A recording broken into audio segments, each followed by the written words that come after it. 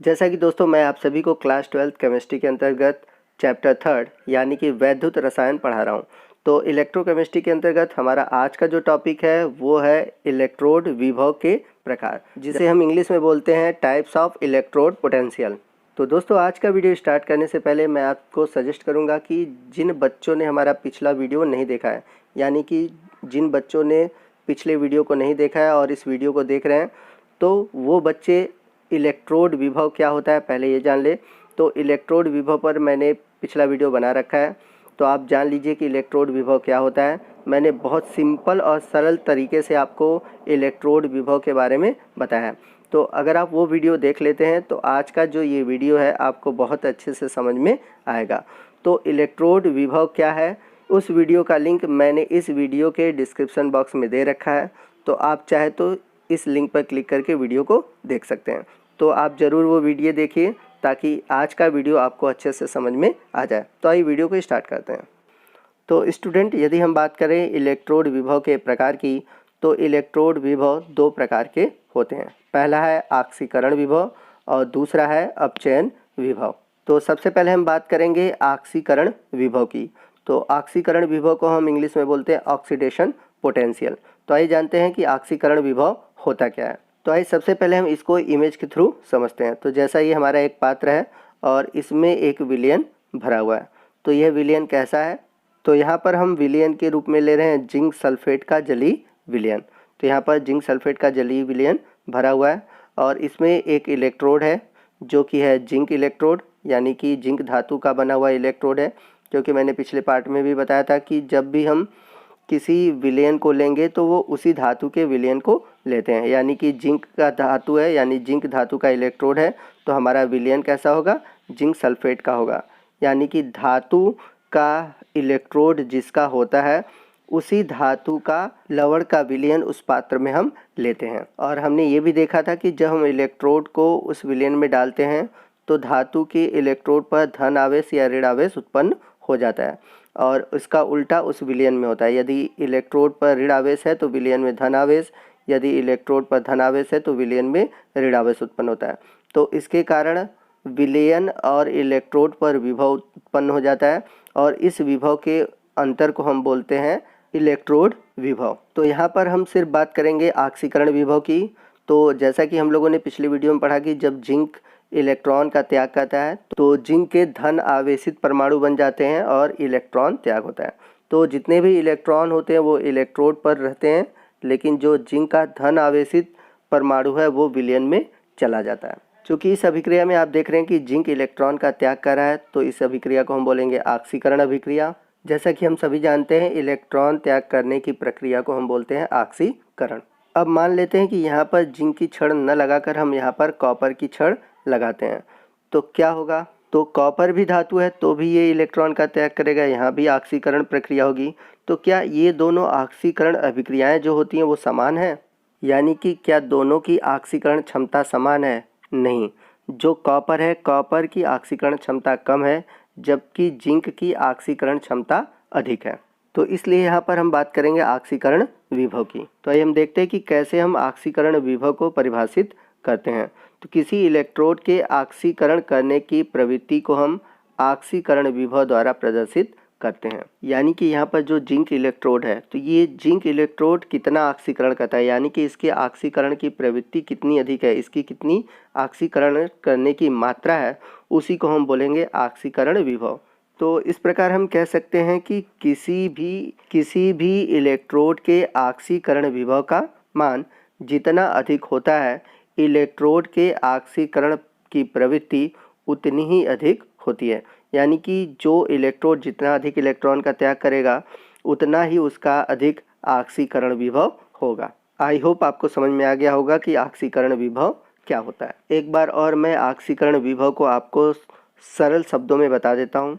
आक्सीकरण विभव वह भौतिक राशि है जिसके द्वारा हम किसी इलेक्ट्रोड के इलेक्ट्रॉन त्याग करने की प्रवृत्ति यानी कि उसके आक्सीकरण की प्रवृत्ति को मापते हैं, यानी कि उसे व्यक्त करते हैं।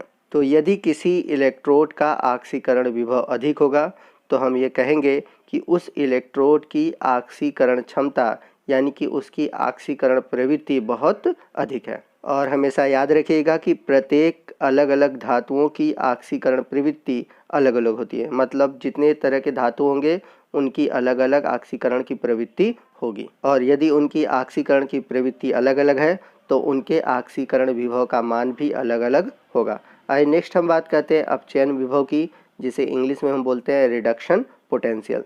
तो आइए जानते हैं हम अपचयन विभव के बारे में। तो अभी तक हम लोगों ने देखा कि हमारा जिंक इलेक्ट्रोड है और यह आक्सीकरण अभिक्रिया दे रहा है। तो जैसा कि पिछले वीडियो में हम लोगों ने ये भी देखा था कि ये जो विलयन है इसमें एक और अभिक्रिया होती है और वह अभिक्रिया होती है अपचयन की। जैसा कि आप देख सकते हैं कि जो जिंक आवेश है यानी कि जो जिंक धन आयन है वो क्या कहते हैं, इलेक्ट्रॉन को लेते हैं, और जिस अभिक्रिया में इलेक्ट्रॉन लिया जाता है वह अभिक्रिया कौन सी होती है, अपचयन की अभिक्रिया होती है।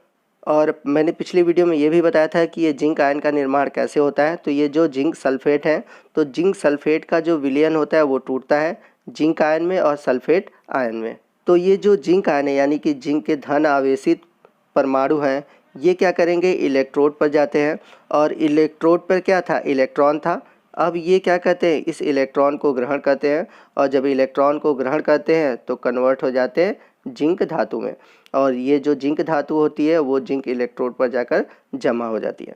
तो इस प्रकार से एक और अभिक्रिया होती है जो कि अपचयन अभिक्रिया होती है विलयन में, यानी कि इस अभिक्रिया का होने का चांस जितना अधिक होगा उसे हम अपचयन विभव कहेंगे। तो आक्सीकरण विभव में हमने देखा इलेक्ट्रॉन त्याग करने की प्रवृत्ति और अपचयन विभव में हमने देखा इलेक्ट्रॉन ग्रहण करने की प्रवृत्ति। यानी कि यदि हमें अपचयन विभव को परिभाषित करना हो तो हम इस प्रकार से परिभाषित करेंगे, किसी इलेक्ट्रोड के अपचयन करने की प्रवृत्ति को हम अपचयन विभव कहते हैं। यानी कि किसी भी इलेक्ट्रोड की कितनी अपचयन करने की प्रवृत्ति होती है, यानी कि यह अभिक्रिया होने की प्रवृत्ति होती है, उसे ही हम अपचयन विभव कहते हैं। तो जैसा कि हम लोगों ने पीछे पढ़ा कि जब आक्सीकरण की प्रवृत्ति अधिक होगी तो आक्सीकरण विभव का मान अधिक होगा। ठीक उसी प्रकार जब अपचयन अभिक्रिया की प्रवृत्ति अधिक होगी तो अपचयन विभव का मान भी अधिक होगा। तो यदि आप जिंक की जगह कोई और धातु लेंगे, आप यदि कॉपर की धातु ले लेते हैं तो वहाँ पर जो अपचयन की प्रवृत्ति होती है यानी कि अपचयन विभव का जो मान होता है वो बदल जाता है। तो अपचयन की जो मात्रा होगी उसे हम बोलेंगे अपचयन विभव। तो इस प्रकार हम कह सकते हैं कि अपचयन विभव इलेक्ट्रोड के अपचयन प्रवृत्ति की मात्रा को व्यक्त करता है, जैसा कि अभी मैंने आपको समझाया और पीछे भी हम लोगों ने आक्सीकरण विभव में ये बात पढ़ा था। तो यदि हम बात करें जिंक इलेक्ट्रोड के विभव की, तो जिंक के पास आक्सीकरण विभव भी है और अपचयन विभव भी है। प्रायः आप जिंक के स्थान पर कोई भी धातु लेंगे तो वहाँ पर उसका आक्सीकरण विभव भी होगा और अपचयन विभव भी होगा। तो यदि हम इस निकाय में देखें तो जिंक के लिए जो हो रहा है वो उत्क्रमणीय अभिक्रिया हो रहा है और जिंक से जिंक आयन बन रहे हैं और इलेक्ट्रॉन का त्याग हो रहा है, और ये जो जिंक आयन है वो पुनः इलेक्ट्रॉन को लेकर पुनः जिंक में बदल जाता है। तो यदि अगर हम इस निकाय में जिंक का आक्सीकरण विभव देखें तो जिंक का आक्सीकरण विभव होगा +0.76 वोल्ट, और यदि हम बात करें जिंक के अपचयन विभव की तो इसका मान होगा -0.76 वोल्ट। तो आप हमेशा याद रखिएगा कि आक्सीकरण विभव और अपचयन विभव में सिर्फ प्लस और माइनस का अंतर होता है। तो यहाँ पर देख रहे हैं ये जो वैल्यू है इसमें आक्सीकरण विभव का मान अधिक है और अपचयन विभव का मान कम है।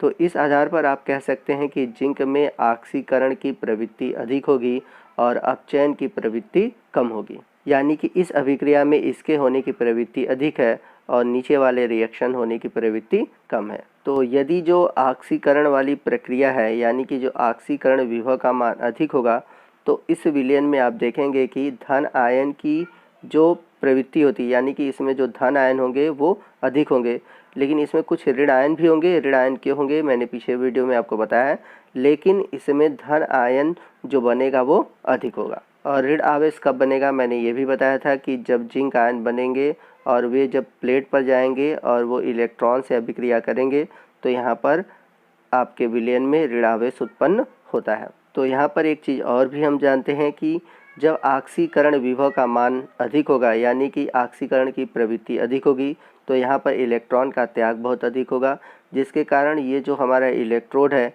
यहाँ पर ऋण आवेश जो होगा वो बहुत अधिक होगा। और चूँकि अपचयन विभव का मान कम है तो इसलिए यहाँ पर धन आवेश बहुत कम होगा। अब यहाँ पर धन आवेश कैसे आता है, क्योंकि जो ये जिंक के धन आवेशित परमाणु होते हैं वो इलेक्ट्रोड पर जाते हैं इलेक्ट्रॉन लेने। चूँकि यहाँ पर अपचयन विभव का मान कम है, इसलिए यहाँ पर जो हमारे इलेक्ट्रोड हैं उस पर धन आवेश की कमी होगी। तो याद रखिएगा, जब ऑक्सीकरण विभव का मान अधिक होगा तो इलेक्ट्रोड पर ऋण आवेश बहुत अधिक होगा, और जो आपका विलयन है उसमें धन आवेश बहुत अधिक होगा। और यदि हम बात करें जिंक के अलावा कॉपर की, तो जब यहाँ पर इलेक्ट्रोड हमारा कॉपर होगा तो वहाँ पर ऑक्सीकरण विभव का मान कम होगा और अपचयन विभव का मान क्या होगा, अधिक होगा, जिसके कारण जो इलेक्ट्रोड है उस पर धन आवेश हो जाएंगे और विलयन में आपके ऋण आवेश उत्पन्न हो जाते हैं। तो इस प्रकार हम लोगों ने पीछे देखा कि किसी भी इलेक्ट्रोड का ऑक्सीकरण विभव और अपचयन विभव दोनों होता है, और इस प्रकार हम किसी भी इलेक्ट्रोड के इलेक्ट्रोड विभव को ऑक्सीकरण विभव अथवा अपचयन विभव दोनों में से किसी के द्वारा व्यक्त कर सकते हैं। यानी कि हम किसी भी धातु के इलेक्ट्रोड विभव को चाहे हम ऑक्सीकरण विभव से प्रदर्शित करें या फिर अपचयन विभव से प्रदर्शित करें, परंतु आईपीएससी के अनुसार इलेक्ट्रोड विभव को हम अपचयन विभव द्वारा व्यक्त करते हैं। तो यहाँ पर अपचयन विभव यूज़ करने का रीज़न ये था कि बहुत से लोगों ने ऑक्सीकरण विभव का उपयोग किया, बहुत से अपचयन विभव का प्रयोग किया, जिसके कारण बहुत अधिक कन्फ्यूज़न उत्पन्न होने लगा था। इस वजह से आईपीएससी ने यह निर्धारित किया कि किसी भी धातु का अगर हम इलेक्ट्रोड विभव लेंगे तो वहाँ पर हम सिर्फ अपचयन विभव लेंगे, यानी कि उसे हम अपचयन विभव द्वारा ही प्रदर्शित करेंगे। तो दोस्तों, ये था हमारा आज का वीडियो। अगर आपको वीडियो अच्छा लगा हो, यानी कि आपको वीडियो अगर हमारा समझ में आया है, तो ज़रूर हमारे वीडियो को लाइक कीजिएगा। कोई भी डाउट हो आप कमेंट करके हमसे पूछ सकते हैं, मैं ज़रूर उसका आपको रिप्लाई करूँगा। और इसी तरह यदि आप हमारे चैनल पर नए हैं और अभी तक आपने हमारे चैनल को सब्सक्राइब नहीं किया है, तो प्लीज़ हमारे चैनल को सब्सक्राइब कीजिए और बगल में जो बेल आइकन है उसको प्रेस कीजिए, ताकि जब भी मैं कोई नया वीडियो अपलोड करूँ उसका नोटिफिकेशन आपको मिलता रहे। तो आपके कोई भी कमेंट हो, आपके कोई भी विचार हैं, तो आप ज़रूर प्रकट करिए, मैं उसका रिप्लाई आपको ज़रूर करूँगा। और यदि वीडियो में आपको कोई भी चीज़ अच्छा न लगे तो आप हमें कमेंट करके ज़रूर बता सकते हैं, ताकि आने वाले वीडियो में मैं उस कमी को दूर कर सकूं। तो आज का वीडियो देखने के लिए आपको धन्यवाद। मिलते हैं अगले वीडियो में, तब तक के लिए जय हिंद, जय भारत।